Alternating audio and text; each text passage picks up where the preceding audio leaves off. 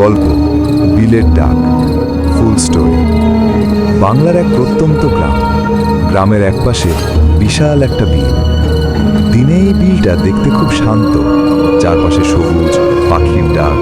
কিন্তু রাত নামলেই জায়গাটা যেন অন্যরকম হয়ে যায়। গ্রামের মানুষ বলে এই বিলে রাতে কেউ যায় না, কারণ যারা গেছে তারা আর আগের মতো ফিরে আসেনি। এক রাতে গ্রামের 3 বন্ধু রাশেদ, সোহেল আর মিলন একসাথে বসে আড্ডা দিচ্ছিল।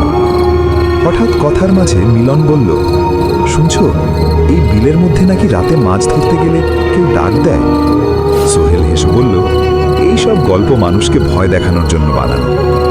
রাশেদ একটু চুপ থেকে বলল, চল আজকে যাই, নিজের চোখে দেখি ভূত আছে নাকি। শেষ পর্যন্ত 3 জনই রাজি হয়ে গেল। রাত তখন প্রায় 12টা। চারপাশে ঘন কুয়াশা।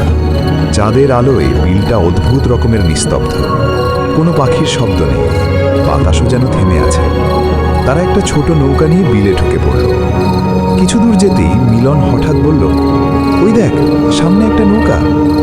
দূরে সত্যিই একটা নৌকা ভাসছিল, কিন্তু অদ্ভুত ব্যাপার, নৌকায় কেউ নড়ছে না। রাশেদ চিৎকার করে বলল, ভাই, মাছ কেমন পড়তিছে? কোনো উত্তর এলো না। নৌকাটা ধীরে ধীরে কুয়াশার মধ্যে মিলিয়ে গেল।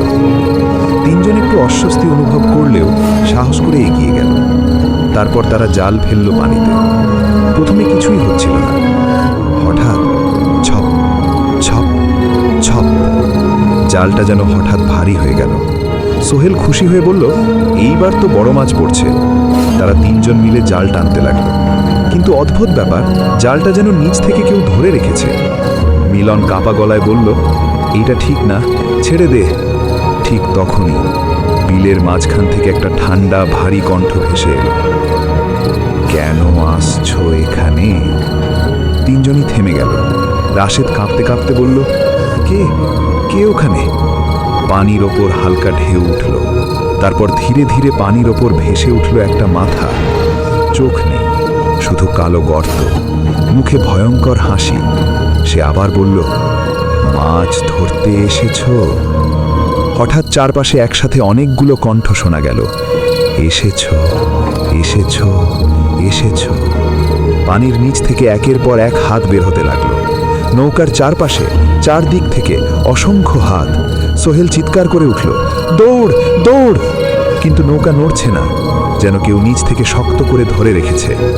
হঠাৎ একটা হাত মিলনের পা ধরে ফেলল। বাঁচাও! চিৎকার করে সে পানিতে পড়ে গেল। পানির নিচে শুধু ছটফট করার শব্দ। তারপর সব চুপ। রাশেদ আর সোহেল প্রাণপণে নৌকা চালাতে লাগলো। অনেক কষ্টে তারা পাড়ে পৌঁছল। সোহেল হাঁপাতে হাঁপাতে বলল, আমরা বেঁচে গেছি। কিন্তু রাশেদ চুপ, তার চোখ ফাঁকা, মুখে অদ্ভুত একটা হাসি। সে ধীরে বলল, ওরা তো এখনো ডাকতিছে। পরদিন সকালে গ্রামের মানুষ বিলের পাশে একটা নৌকা দেখতে পেল। নৌকার মধ্যে শুধু সোহেল বসে আছে। সে পাগলের মতো একই কথা বলছে, ওরা ডাকছে, ওরা এখনো ডাকছে। রাশেদের কোনো খোঁজ পাওয়া গেল না। তারপর থেকে সেই বিলের কাছে কেউ যায় না, কারণ রাতে গেলে এখনো শোনা যায়, মাছ ধরতে এসেছো? আর মাঝে মাঝে কুয়াশার মধ্যে দেখা যায় একটা নৌকা।